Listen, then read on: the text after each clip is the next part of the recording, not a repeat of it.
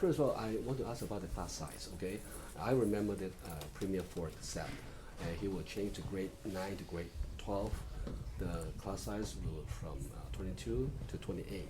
Finally, okay, will he also keep his plan? Yeah. Like this?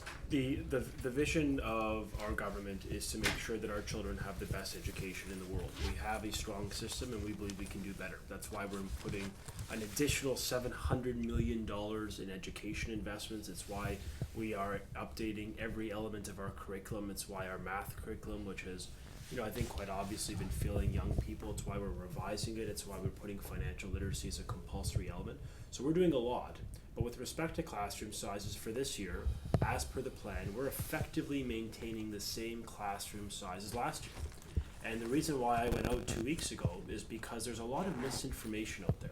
We were conditioned to believe that classroom sizes would explode, teachers would be laid off, there'd be all these dramatic, impacts to kids.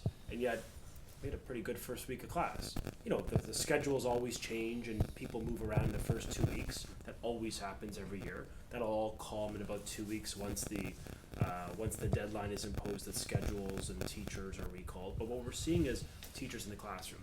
What we're seeing is classroom sizes maintained effectively as what they were last year. We're seeing an elementary panel between junior kindergarten and grade 4, grade 3, no change at all.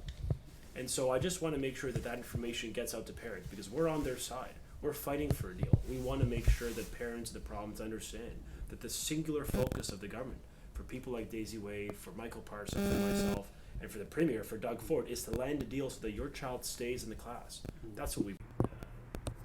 The symptoms, the root causes of something that sometimes, if a child is bullying, really working with that child to reorient them and to get them on a positive path. To your point, you can try to use that child, the bully, if you will, and try to make them, use that energy in a more positive way. So boards are trying different methods to see how they can get these kids back on track and to be more friendly, more supportive, more respectful of their peers, or respectful of their differences. So there's a variety of options. That's certainly one of them. But I think for me, when it comes to the curriculum, the knowledge we're importing on our young people, it's about making sure that they understand it's a real issue. We're working